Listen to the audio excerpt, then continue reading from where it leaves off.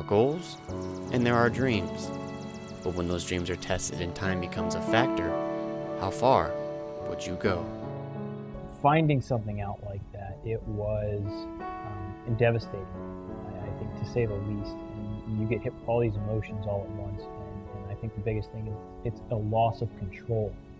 I'm a pro athlete. I'm used to having control over everything in my life, and all of a sudden that control is ripped out of your hands and replaced with a doctor who's essentially giving you a battle plan to save your life. And all this happened a week before the biggest meet of my life.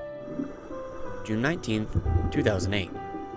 A week before U.S. swimming trials for the Beijing Olympics, Chanteau was diagnosed with testicular cancer. Shocked by the news from his doctor, a decision needed to be made. Does he have surgery right away, or forgo treatment and continue his Olympic dreams? After I explained the position I was in, I was able to go on to Olympic trials and compete and actually make the Olympic team. Then I was faced with an even bigger decision, and that was if I could continue to delay treatment and go on and represent the U.S. at the Olympic Games. And after consulting with my then army of doctors and going through a battery of tests, they gave me the go-ahead to compete at the Olympics, and it was an experience of a lifetime. It's something that I worked my entire life to do, and stepping foot on that deck for the first time in Beijing, I'll definitely never forget that. While competing in Beijing, Chanteau set a new personal best in the 200-meter breaststroke. He returned to the U.S. after the Games and underwent surgery in late August, only to find himself back in the pool 3 weeks later. All that he'd been through inspired him to create his own Livestrong cancer awareness event called Swim for Your Life. As you can imagine, his story traveled quickly. Being a six-time cancer survivor myself, I had heard Eric's story with testicular cancer and the Olympics, and when we heard about the event here 2 years ago, I got to meet him at the dinner the night before the event. And so we talked afterwards, and that's when my wife and I kind of got engaged with Eric to help him coordinate and promote the event the second year.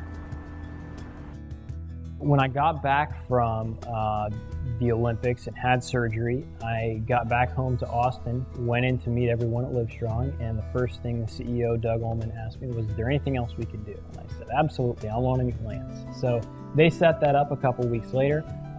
Big group of us went out to dinner, and that was the first time I got to meet Lance, and we didn't talk anything about cancer or anything like that. It was a pretty incredible experience to meet an athlete that has accomplished what Lance has. So after I met him, I went to my first Livestrong Challenge. About 2 years after that, we started the first Swim for Your Life event in Atlanta, Georgia. We actually hold it at Lake Lanier, which is where I grew up going to the lake.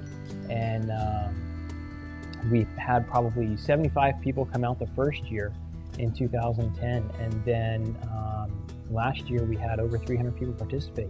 So it's an event that has really taken off very quickly. And I try and run it kind of like a Livestrong Challenge, just in the water.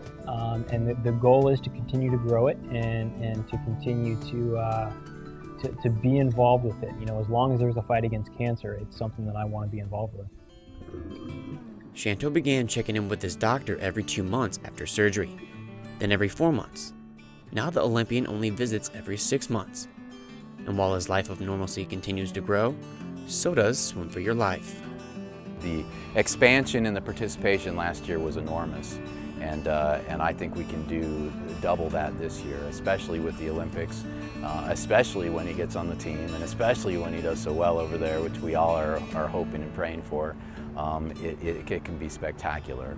It's a great event for a lot of reasons, and first and foremost, the benefit and the awareness we raise for the cancer community. All the funds we raise go towards the Patient Navigation Center and the other programs and services that Livestrong has.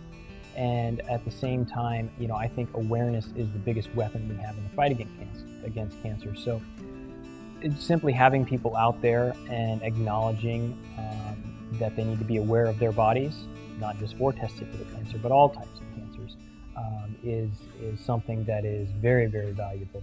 The mission of this has been always to give back the support that was given to me when I was going through this. at Olympic trials and at the Olympic Games. During that summer of 2008, I was given so much help and so much support by people that I had never met before. And that was part of the reason why I started this, was to be able to, in some way, give back to people who I don't know who will at some point go through this, or have a loved one or know someone that will go through this, and show them the support that was given to me. Through his struggles, Shanto has learned to embrace the life he graciously still has. He's learned that there is more to life than the sport of swimming, and that awareness of this disease can change lives, one event at a time. For Ball State at the Games, I'm Josh Blessing.